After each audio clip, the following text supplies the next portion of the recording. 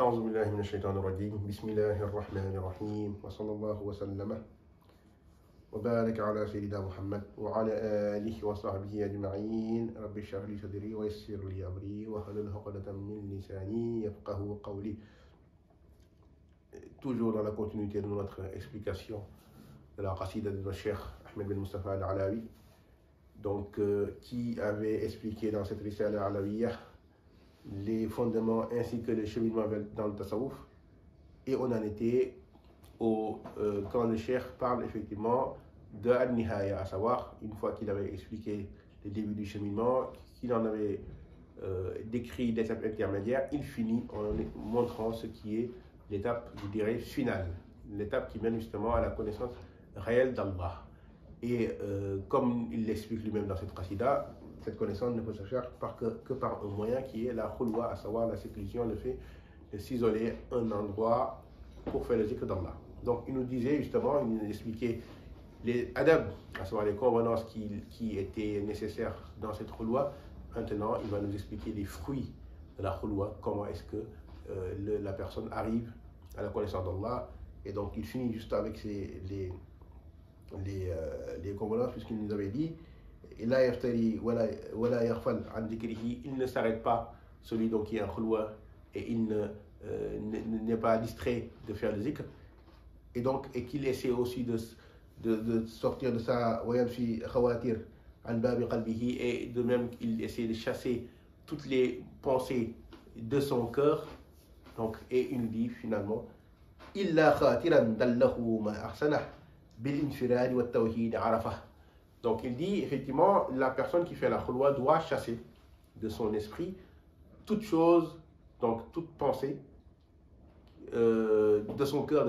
Il doit faire en sorte qu'aucune pensée en fait ne rentre dans son cœur, sauf à l'exception de la pensée d'Allahu ma ahsana, sauf la pensée qui l'amène vers al-ihsan, qui donc vers ce qui est le meilleur, bil infirad wa tawhid, à savoir le infirad, le fait d'unifier Allah et d'acquérir le tawhid arafah, donc qu'il va connaître le tawhid.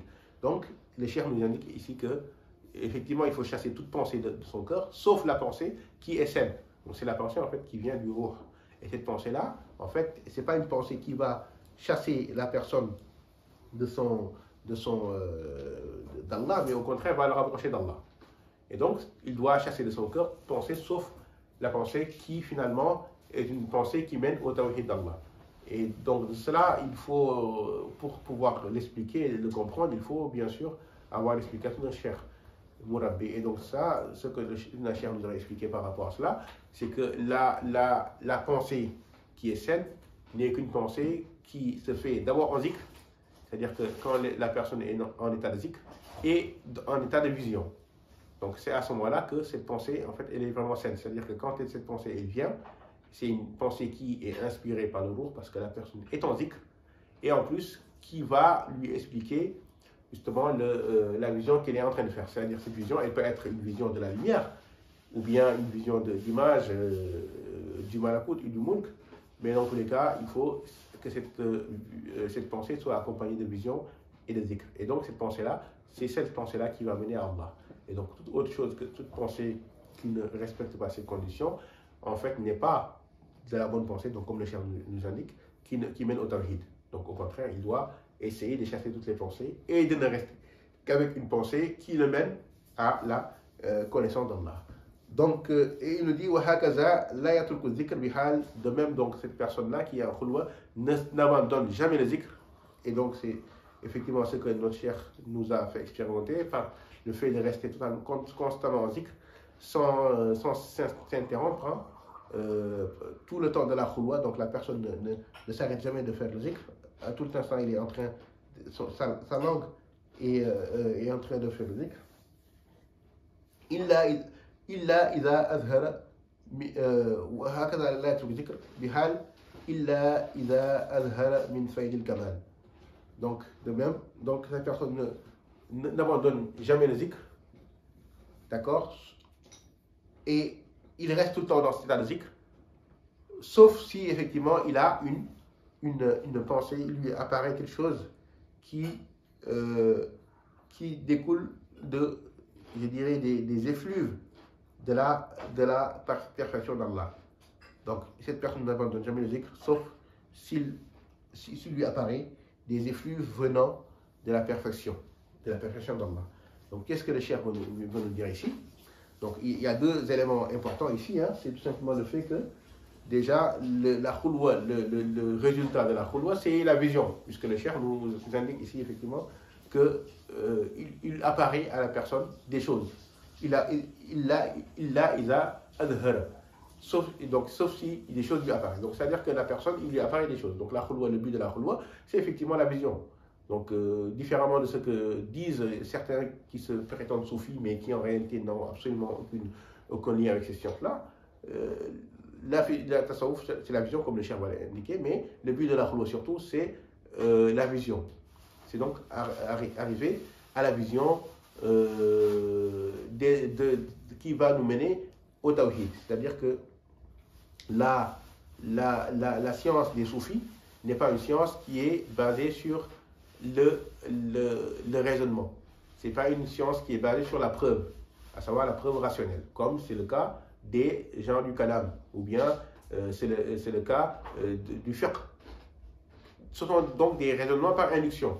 Le fiqh et le hadith, ce sont des raisonnements par induction ou par déduction, dans tous les cas, mais ce sont des raisonnements rationnels.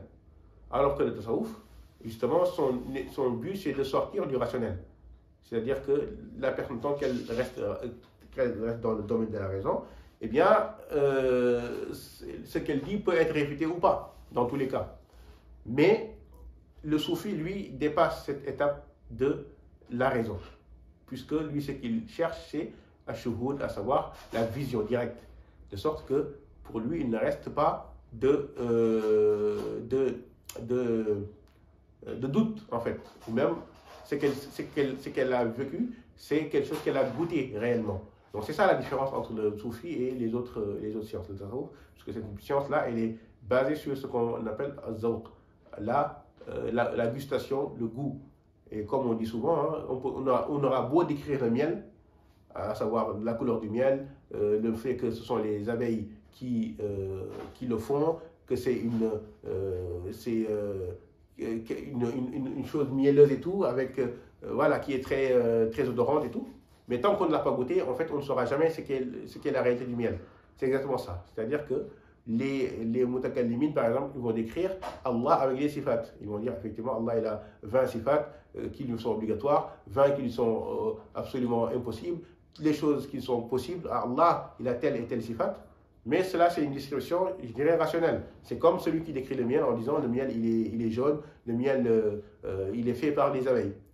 Mais alors que celui qui, lui, a vraiment goûté au miel, c'est-à-dire le soufi qui, lui, est arrivé à la vision directe d'Allah, des sifats d'Allah, et de voir l'interaction des sifats d'Allah avec sa création, l'interaction de ses noms avec sa création, lui, il n'est plus dans la description, il est bien sûr dans la gustation. Donc ça, c'est la différence entre le soufi et les autres scientifiques. Donc c'est pourquoi le cheikh nous dit il a azhara min fi'l al-kamal, à savoir que lui apparaît des éléments venant de la perfection d'Allah.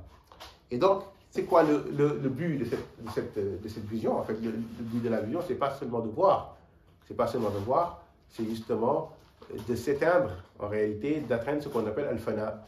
Al-fana, c'est-à-dire l'extinction de la personne dans son ipséité, dans son ego, devant la manifestation d'Allah, devant la grandeur d'Allah.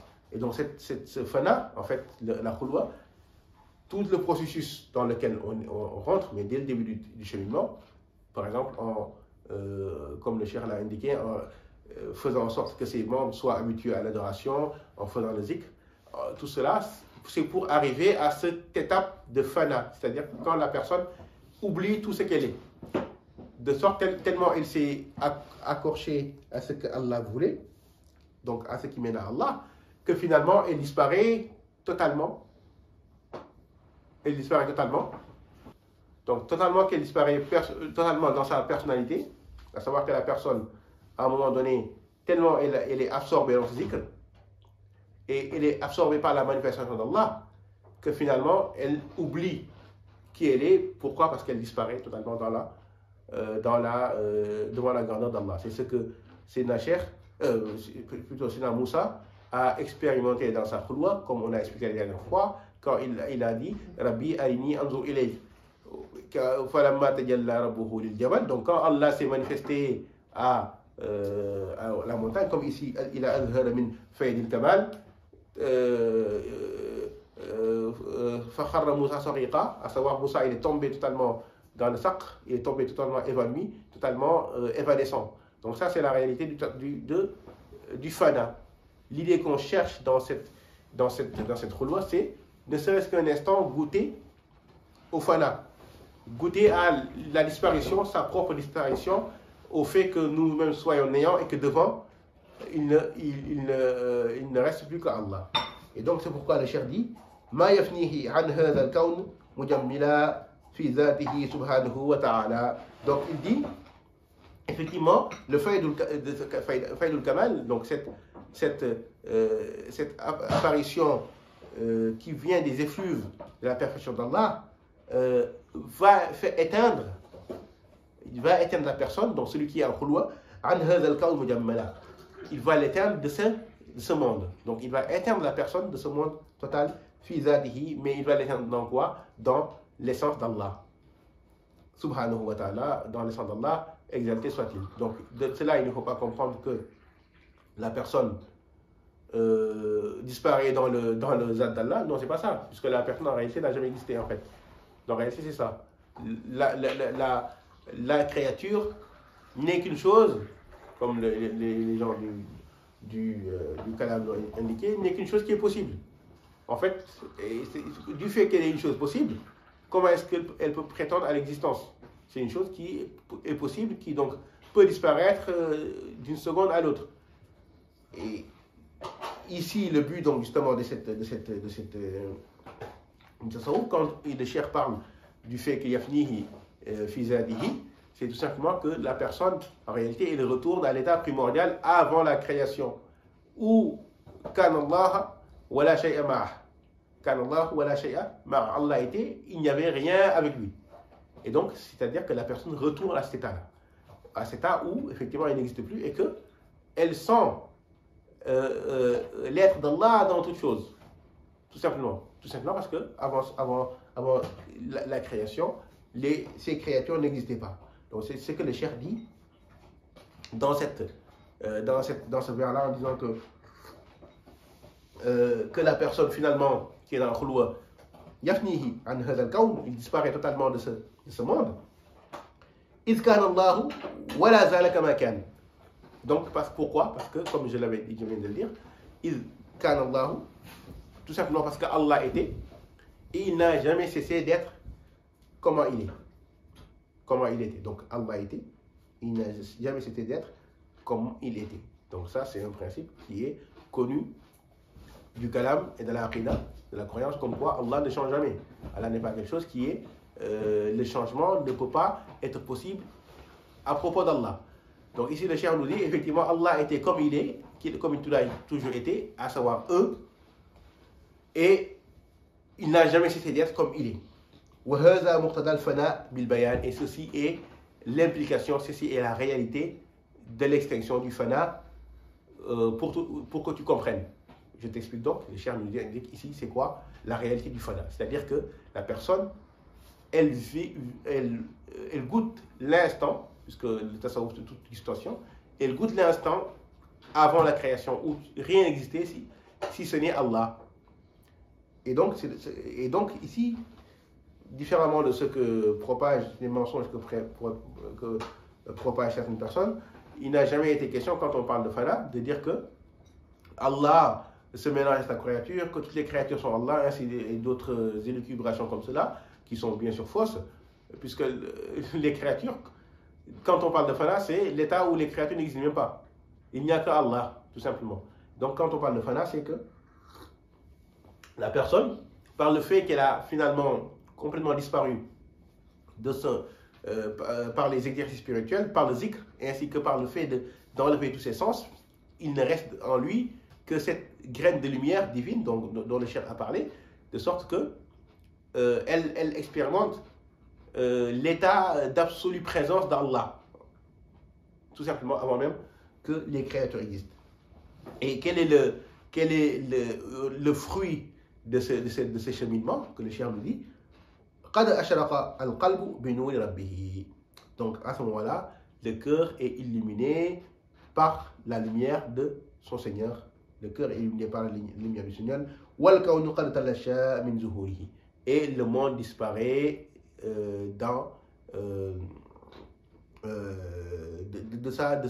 le monde finalement disparaît totalement.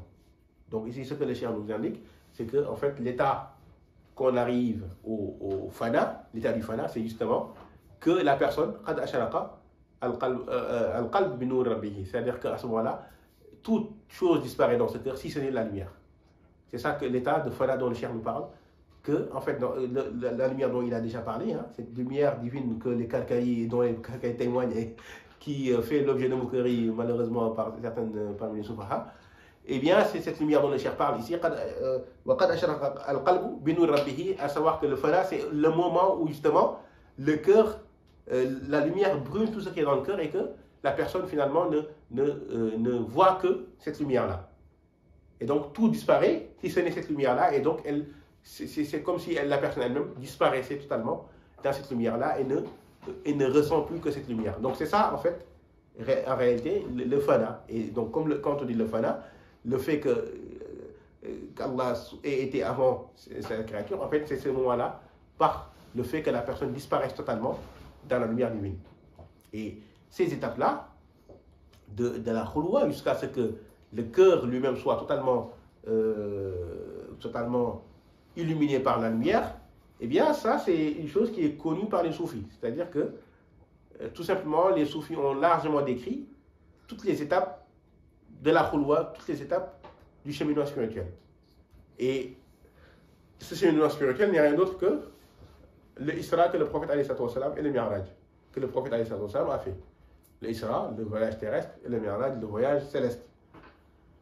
Le Isra, c'est le voyage, l'Isra, c'est donc le voyage que fait le fakir. Donc, c'est-à-dire que j'entends déjà certains qui vont dire que le Isra et le Mi'raj, c'est une spécificité du prophète et que nul autre ne peut le faire. On va répondre juste rapidement à ça. Allah dit Subhanallazi asra bi'abdihi laylan min al-masjid al-haram. Il parle ici dans ce verset d'un abd, il ne parle pas d'un rasoul ou d'un nabi.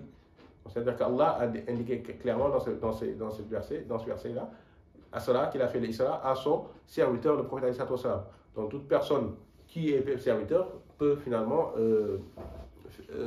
ne peut faire l'Isra et le Mi'raj dans le sens où, pas comme le prophète alayhi salam l'a fait, puisque le prophète l'a fait avec l'âme et le corps. Donc le prophète l'a fait avec l'âme et le corps. Et cela n'est donné à personne d'autre. Mais faire l'Isra par l'âme et le Mi'raj par l'âme, cela est totalement possible. Pourquoi? Parce qu'Allah ne l'a pas limité à un prophète, puisque dans ce verset, il ne parle pas de prophète ou de messager. Donc cela veut dire que techniquement, rien ne s'oppose à ce que une personne puisse faire l'Isra et le Mi'raj.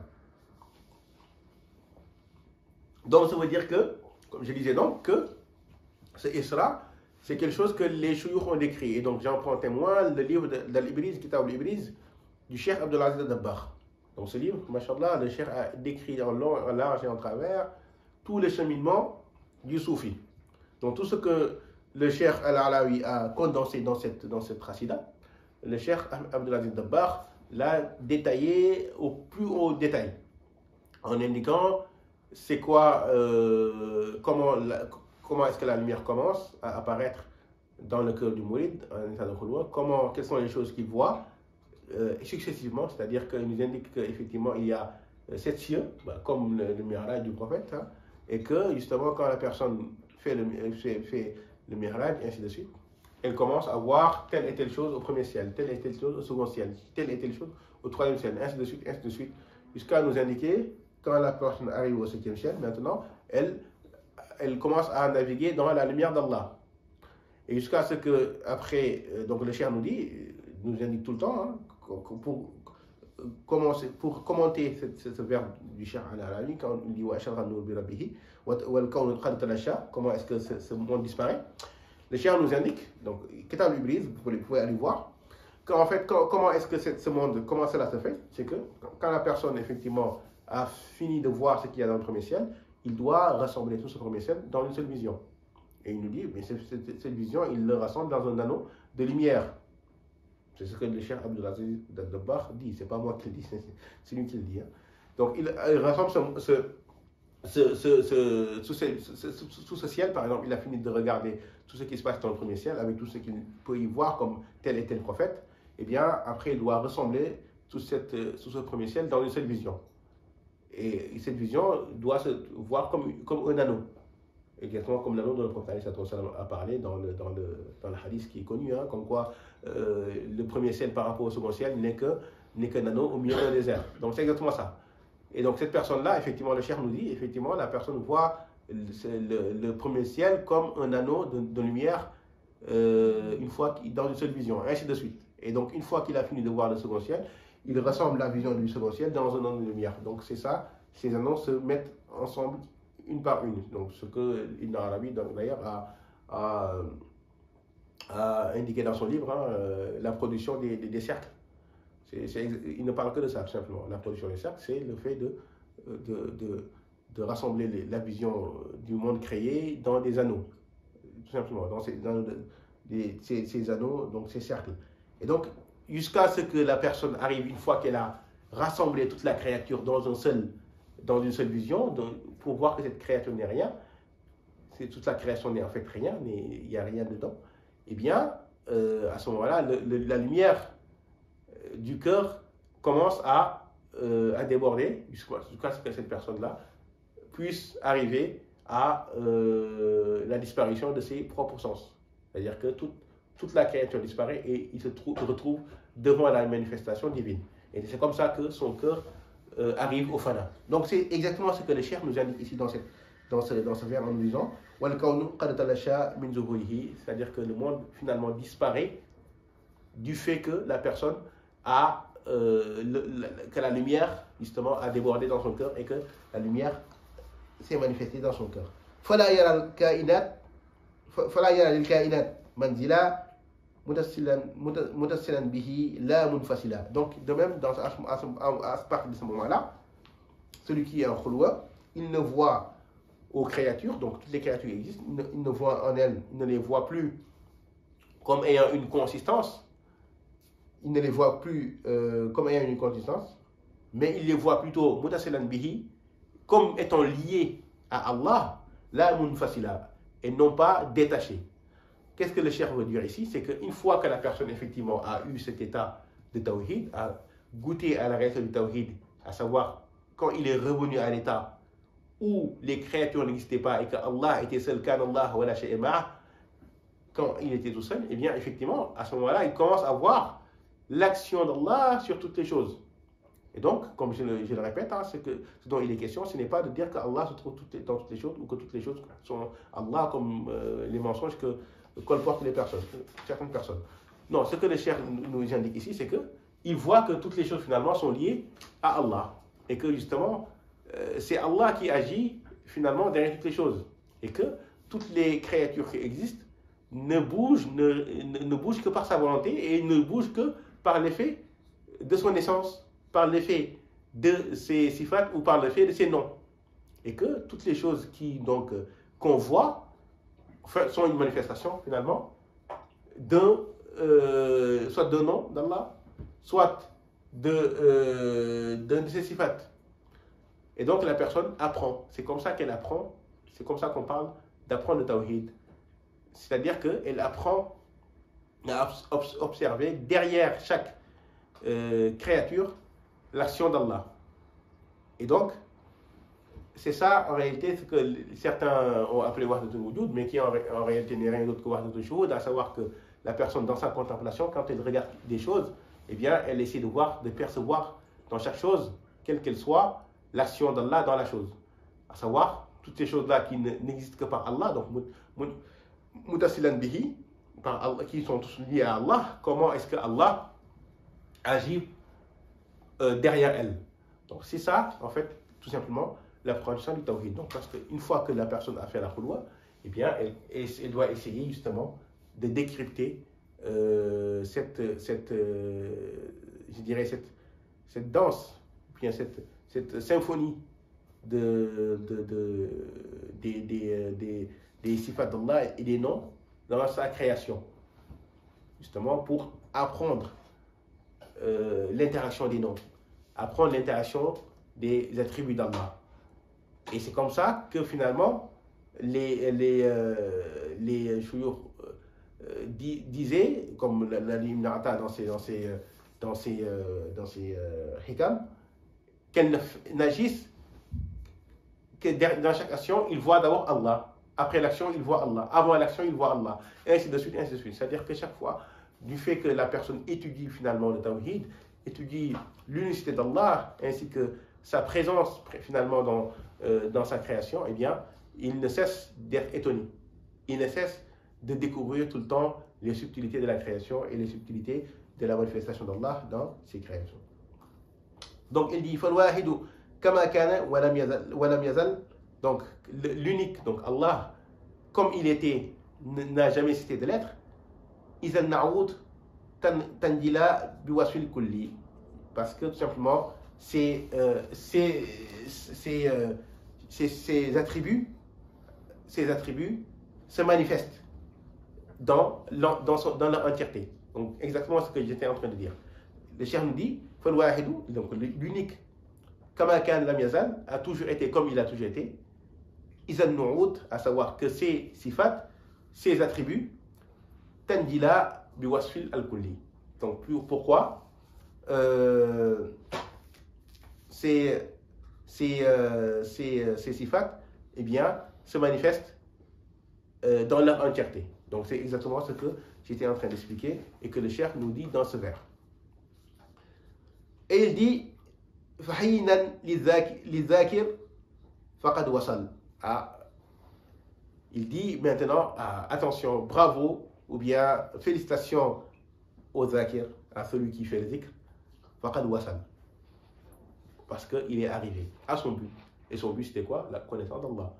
Même si le cheikh le dit ici, je dirais pas abus de langage, puisqu'en réalité il n'y a jamais d'arrivée finale, puisque comme l'a dit Younes, celui qui pense qu'il est arrivé, eh bien qu'il est arrivé à Saqar, il est arrivé au fond de l'enfer. Et en fait, il dit il est arrivé, mais il est arrivé à la première étape, je dirais, de la connaissance d'Allah. Mais cette connaissance, comme Allah lui-même est infini, parce qu'il est l'awwal bila nihaya, donc il est awwal bila bidaya, wa l'akhir bila nihaya, donc il est le dernier sans fin. Finalement, sa connaissance n'a pas de fin non plus. Donc en fait, il est arrivé au début de ce qui n'a pas de fin, finalement. Donc c'est-à-dire que la personne, une fois qu'il est arrivé à cet état-là, à cet état de fana, eh bien, il est arrivé justement à la connaissance d'Allah. إِذَا كَانَ مُنْدَرِجًا فِي مَحْوِ الْكُلِّ. Donc pourquoi? Parce qu'il va apprendre maintenant à s'élever, d'accord, en effaçant toute chose. C'est comme ça justement, donc le cheikh nous dit, effectivement, il est arrivé au premier degré dans lequel il va commencer à s'élever. إِذَا كَانَ مُنْدَرِجًا فِي مَحْوِ الْكُلِّ. Donc dans le sens où il va essayer d'enlever tous les obstacles qui vont le mener à Allah. يأتي إليه الملد طول الدوام مفضلا ومجملا بلا انفصام. Donc il dit, il lui vient le malade, à savoir il lui vient le secours, il lui vient je dirais le flux lui vient constamment. Donc le flux, quel flux? Bien sûr le flux d'Allah. Pourquoi? Parce que, comme on l'a dit, la personne ne cesse finalement de regarder toute la création comme étant une manifestation des attributs et des noms d'Allah. Et donc il essaie chaque fois d'observer comment Allah agit par cette action sur la créature. Et donc ce madad ne cesse de lui venir. Il est tout le temps dans l'observation, il est tout le temps dans la réflexion, il est tout le temps dans la gustation de toutes les choses qui l'entourent, parce que où est-ce qu'on prétend trouver Allah si ce n'est dans sa créature, ni plus ni moins. Donc il dit mufassila Mujammila, bien Sam, tout le temps, donc, tout le temps lié, justement, lié à la créature, forcément. Mujammila, toujours en train de globaliser, ou bien de regarder toute la créature totalement, bien Sam, sans s'arrêter. D'accord? Et il continue. Et il nous indique ici le cheikh que l'objectif ultime des adorateurs d'Allah, c'est la connaissance.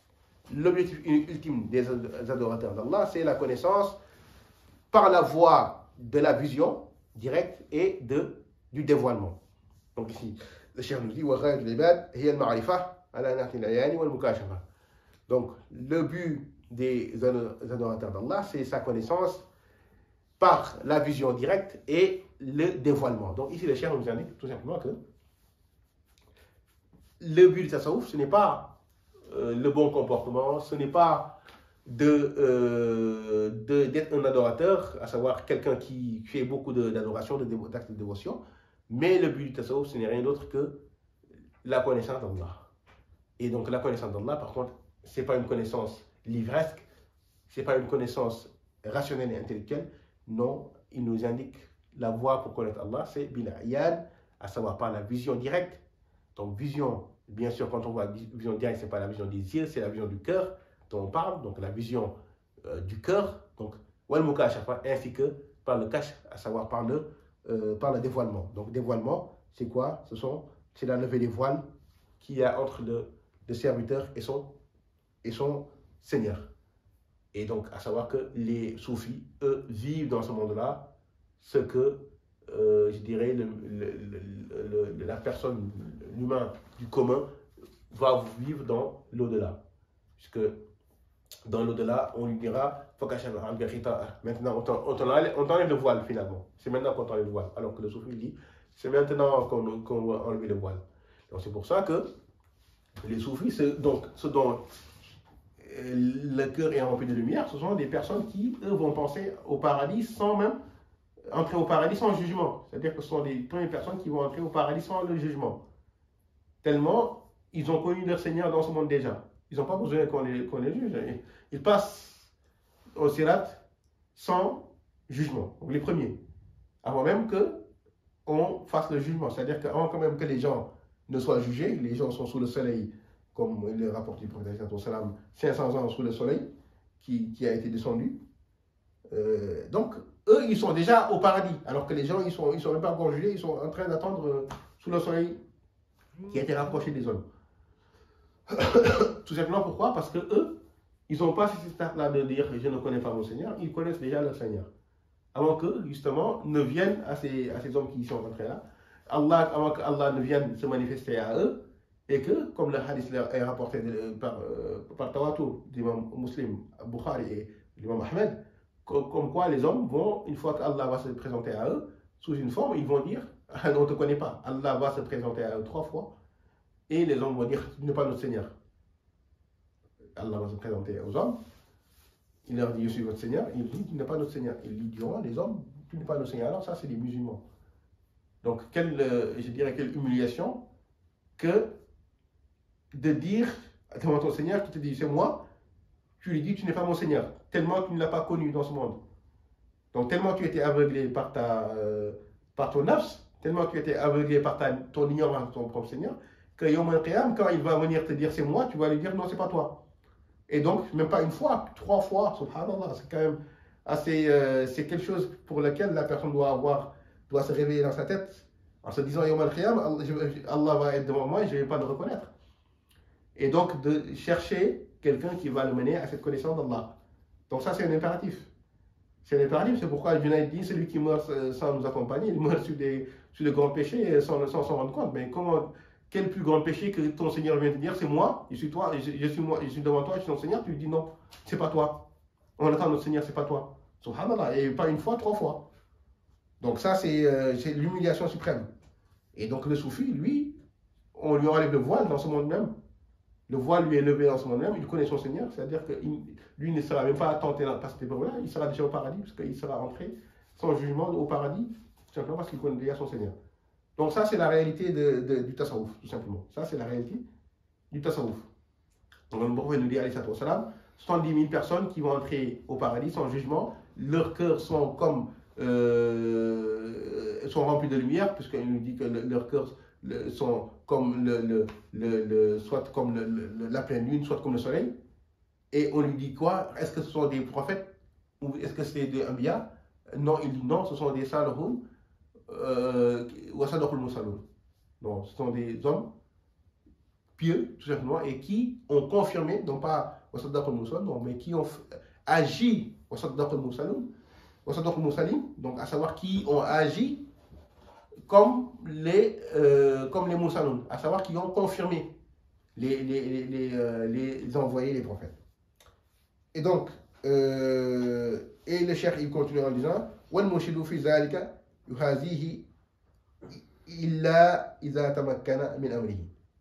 Donc il dit ensuite le cheikh de son mouride là, le mourchid donc, l'exhorte ou bien le préserve dans cette chose, dans ce cheminement là, jusqu'à ce qu'il soit maître de son destin, maître de ses actes, à savoir que le mourchid tout le temps est c'est lui qui finalement guide la personne, dans le sens où c'est lui qui va le faire entrer en khulwa, c'est lui qui va lui expliquer les choses qu'il voit. Donc c'est pour ça que la personne, quand elle est en khulwa, elle va faire le rapport à son cheikh chaque fois des choses qu'elle a vues. J'ai vu telle et telle chose, pour que le cheikh puisse lui en donner l'explication, pour qu'il puisse savoir c'est quoi l'explication exactement de cette chose. Et le faqih ne doit jamais penser que les choses qu'elle arrive sont des choses qui sont arrivées par elle-même, comme on l'a déjà dit. Et surtout, ne jamais penser qu'elle est arrivée au niveau de son cheikh. Il n'a jamais pensé donc qu'elle est arrivée au niveau de son cheikh. Et que le cheikh, lui, dans tous les cas, il a une science qui sera toujours supérieure au faqih. Et il y a une anecdote par rapport à cela, avec l'auteur de cette racine, puisqu'un de ses mourides est venu, il a dit, ah, maintenant je connais Allah de toutes les 6 directions. Je connais Allah dans toutes les 6 directions. Donc, à savoir,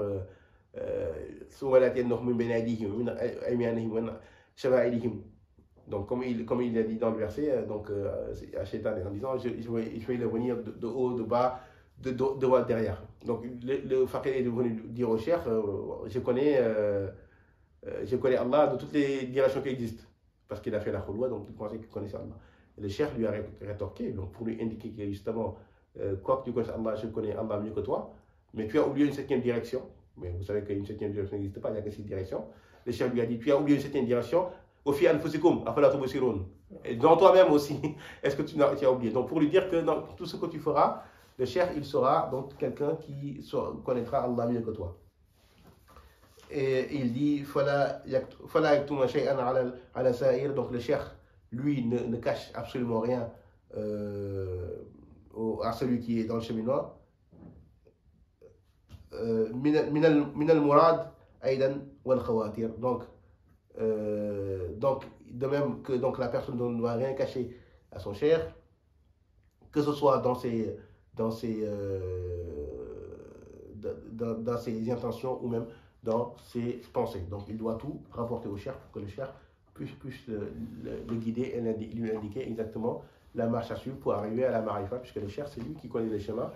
Le faqih ne fait que suivre en fait un chemin que le cheikh a déjà tracé pour lui. Donc subhanakallah wa bihamdik ashhadu an la ilaha illa anta astaghfiruka wa atubu ilayk subhana rabbika rabbil izzati amma yasifun wa salamun ala al mursalin walhamdulillahi rabbil alamin.